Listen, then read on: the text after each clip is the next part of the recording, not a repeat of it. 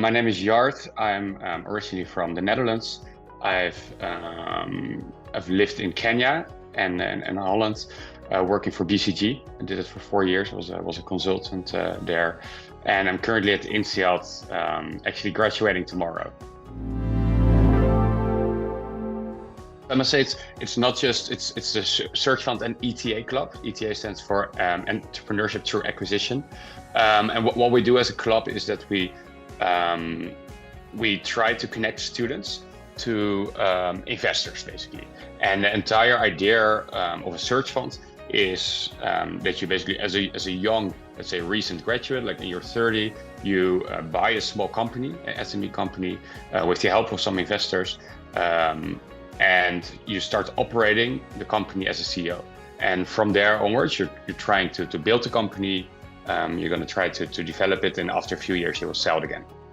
So it's very similar to private equity, if the only difference is that you will only buy one company and you will actually operate it yourself. And because you buy such a small company, often it's around, like, let's say, 5 to 10 million in revenues, there's a lot of like value add and things you can do as a student. It is for everyone, but it is for people that are interested in entrepreneurship. And yeah, I think one of the things you usually say, like, it's for people that want to do entrepreneurship but are not creative enough to come up with a good idea. And so you basically take someone else's idea and then you build it from there. I think a really good example is, for example, Starbucks.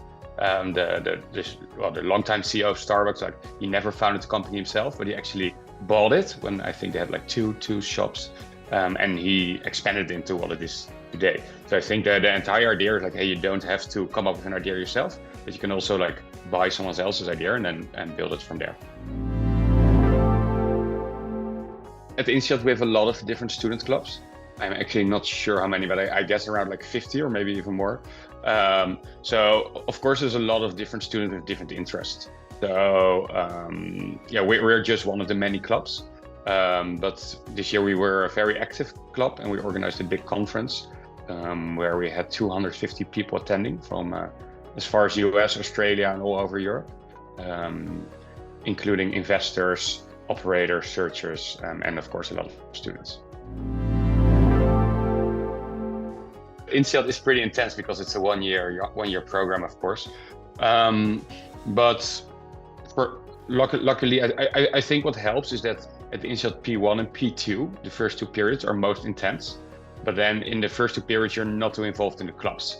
And because we have a new cohort every half a year, you basically do the clubs in the second half of your MBA year.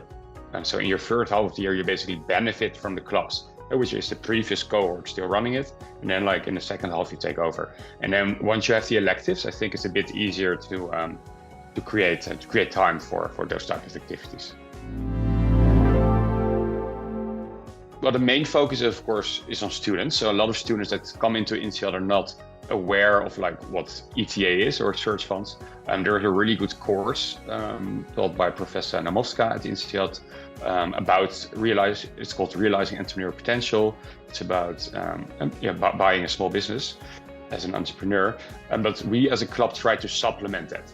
So we give an early introduction. So before you can do the course, for people who are interested, we do regular events where we have usually INSEAD alumni or investors coming to campus to talk to the students. We did a conference, and also recently we did a site visit. So we did a small trek to an INSEAD alum who acquired a business close to Paris. I went into INSEAD knowing that I was thinking about doing I was considering a search fund, to do a search fund later. So I really tried to embrace everything that INSEAD had to offer on this topic. And the club was definitely one of it. I think what has been most valuable for me is the networking, because there's so many INSEAD alums involved in investments and in search funds, and getting to know all these alums has been super helpful for me, because it enables me to actually do my own search fund later. Second, I think by talking to so many alums or people who actually are doing it now or did it before, I've learned a lot about like whether this is the right thing for me. and then what the right timing would be. So I would say 99% of the value for me was like in a networking, and the club really enabled that for me to network with all these alums. A search fund is basically is a fund that I can start, that you can start, and it's a fund where you raise a bit of money from investors to pay for like a 2-year period to search to buy a company with these investors.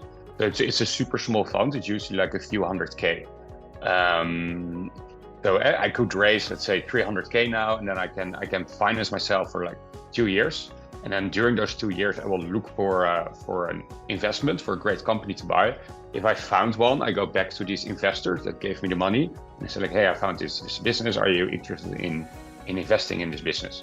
And then usually they say yes. The research fund is really the vehicle that you use for the search. There's many, and they're all over the world. I think there's one that's actually currently searching in Singapore. I think there are tens of searchers in Europe. We have an alum, a Dutch person actually, who bought a company in New York and grew it a lot and exited already. I think it's one of the most successful searches, the most successful stories globally. So there's a lot of, I think there's probably like hundreds of these things over the years. I think it's twofold. One, what I said for me, so I want to do a search fund myself after graduation. So being in the club, organizing the conference has been like instrumental for me to like build my network. It helped me a lot to connect to a lot of people. It gave me good visibility of like what the ecosystem looks like. Second, of course, we had a great team, and like organizing such a big event together with the team and with the staff from INSEAD was also a great learning opportunity. We're now in the process of giving it over to a new board. So that's a class of 24D, so that the class will graduate in December. And of course, we also hand over like our contacts and the network we built over the period. A lot of like I think the conference is a really important way to have alumni come back to campus. So what we realized when we organized it, that we were considering, we were in doubt whether we do it in Paris or in Fontainebleau, and we realized that like with the alumni, there was a strong appetite to actually do it in Fontainebleau. Whereas we thought like, oh, it's a bit further, it's a bit harder to travel to. But alumni really want to go back to campus, want to see the campus, and want to see INSEAD, want to walk around, and also use the opportunity to connect with each other.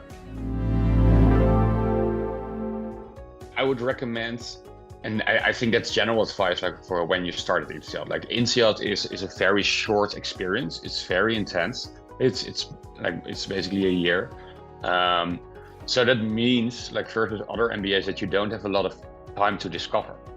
Like you should actually, I think you should have a good idea, or you should have an idea like what you want to get out of the year before you start.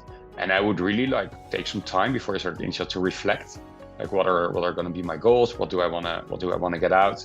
And if search funds is one of those, if that's going to be a priority, I can highly recommend like joining the club.